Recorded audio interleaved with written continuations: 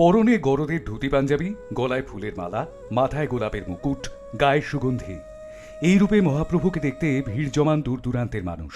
শুধু তাই নয়, গোস্বামী বংশের মহিলারা তালপাতার পাখায় দূর্বা খেজুর দিয়ে আশীর্বাদ করেন তাঁদের পরিবারের জামাইকে। কে বলুন তো সেই জামাই? স্বয়ং গৌরাঙ্গ মহাপ্রভু। এমনকি এলাকার মহিলারা তাঁদের পরিবারের জামাইকে বরণ করার আগে মহাপ্রভুকে বরণ করে নেন।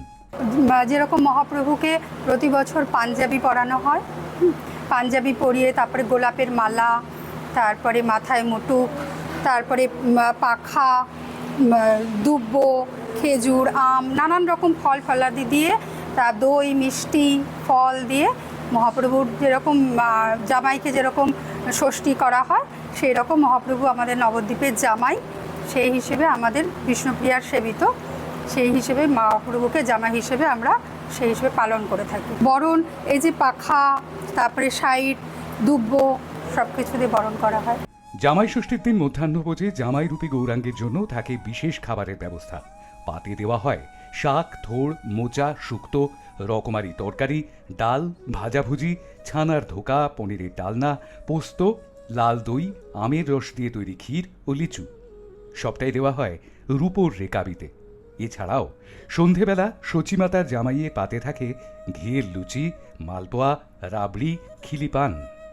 এটা জামাই ষষ্ঠীটা চলছে যবে থেকে মহাপ্রভুর বিষ্ণুপ্রিয়া দেবীর সঙ্গে বিয়ে হয়েছে, সনাতন মিশ্রের কন্যা বিষ্ণুপ্রিয়া দেবীর সঙ্গে বিয়ে হয়েছে, ঠিক তবে থেকেই জামাই ষষ্ঠী চলছে এবং তবে থেকে সনাতন মিশ্রের ঘরে হয়েছে এবং তারপর থেকে আমরা বংশ পরম্পরায় করে আসছি এবং জিনিসটা বেড়েছে আগের চেয়ে। সকালবেলায় মঙ্গল আরতি হয়, মঙ্গল আরতি হওয়ার পর আমাদের বাড়ির মা বোনেরা সবাই এসে প্রথম আরতির পর পাকার বাতাস দিয়ে ষাট করেন এবং মিষ্টি ভোগ দেন এবং তারপরে নদিয়া নাগরী যত ভক্তবৃন্দ আছে মঙ্গল আরতির পর থেকে সবাই একে একে এসে তার ভেতরে ঢুকতে পারেন না, দৌড়ে বাইরে থেকে ষাট দেন, ষাট দিয়ে তাদেরকে ষাট দেন এবং তারা জামাই মন্দির তারা জানেন যে, এবং তারা কেন আমরাও জানি মহাপ্রভু হচ্ছে নবদ্বীপের জামাই।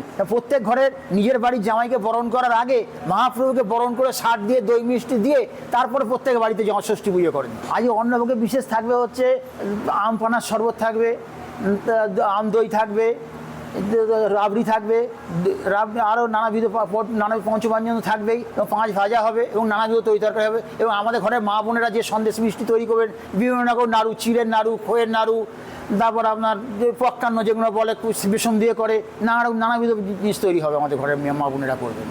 গোস্বামীদের জামাই রাজা আদর যত্ন পেয়ে থাকেন দিনভর। জামাই ষষ্ঠী উপলক্ষে সাজানো হয় গোটা নাট মন্দির। বলা চলে এ এক অন্য জামাই ষষ্ঠী, বলা চলে এ এক অন্য উৎসব, অন্য আনন্দময় নবদ্বীপ। High news network.